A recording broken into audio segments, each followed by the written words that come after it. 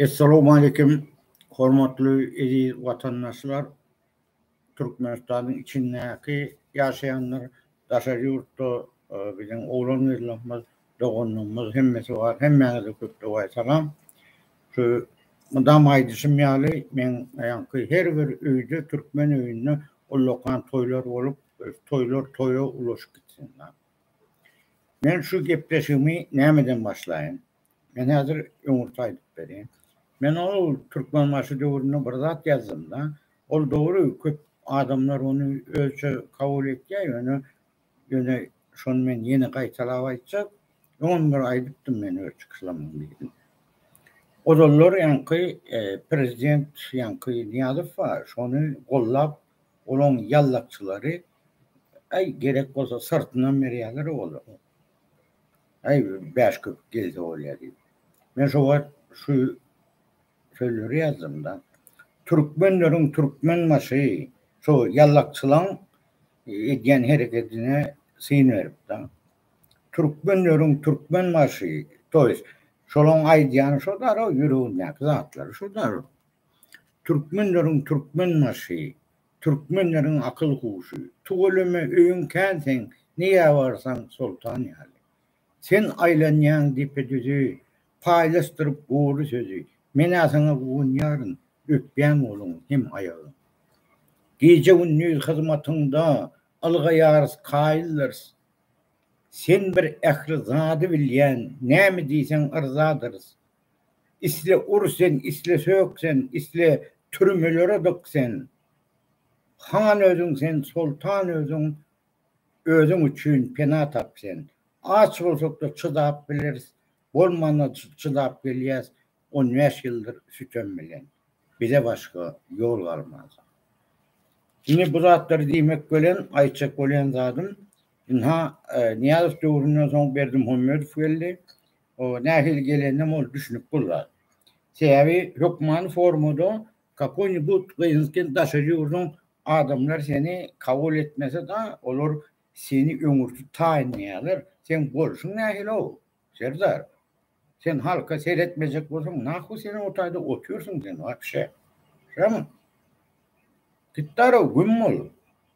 Başka iş edecek adamlara orun verin. Tamam. İş edecek adamları kaç koyabilin Türkmenistan'da.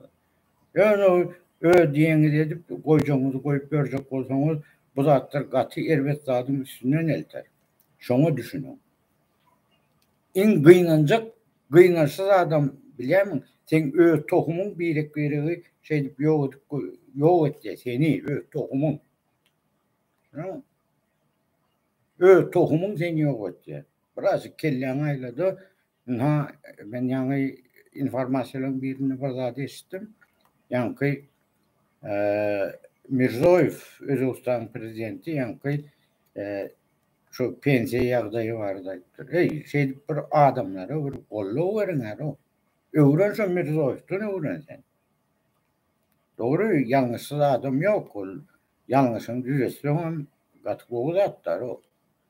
Şu sebepten Serdar, ben geçen gepleşimde de ettim. Sen beydip adamları korkutup yaşadıp bilmezsin. Şöyle adamlar o korkudan ürktü. Şöyle adamlarda hazır korku yok. Ondan ne şu da yeni bir zat belirleyecek zaten. Bizim Türkmenistan'ımız Gülyal halkımız var. Gülyal yaş oğlun kıyılamız var. Şol yaş oğlun kıyılamızın baktığını sen bile tohumun bile yok edip gör. Şu zatların hem için üns veren doktor. Şöyle Serdar sana yüzlün yani. Yok mal formada biri olmasa biri dinleyendir men aydiyadım. Ne bana aydiyalar aydiya ağım diye şunları ay sen çıkış edeceğin oyun sana tomoş edeceğin niye az diye. Ben burada daydık vereyim ha. Az olsun, uz olsun. Amenler sen ağırlığı band farmera var yani sazdavat etmezdim. Жили, блядь, у вас совесть нету, Сердар. Или кто-то вас заставляет это делать?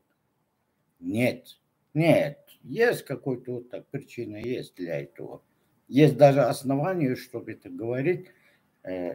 Если тебе не поддержали бы, да, вот так, какой-то вот так, да, сторона, ты бы стал бы президентом. Почему ты поехал в Россию сразу? Почему ты не поехал в Таджикистан, Узбекистан, Кыргызстан, Казахстан первым визитом? А ты поехал туда. Почему? Потому что тебе очко играет. Я открыто говорю, почему? Потому что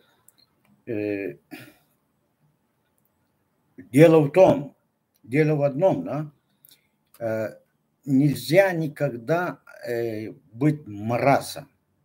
А вы все мразы, блядь, собирайте его возле себя. И не хотите ответить. Но, как и обычно, я скажу, ответа будет. Спасибо за внимание.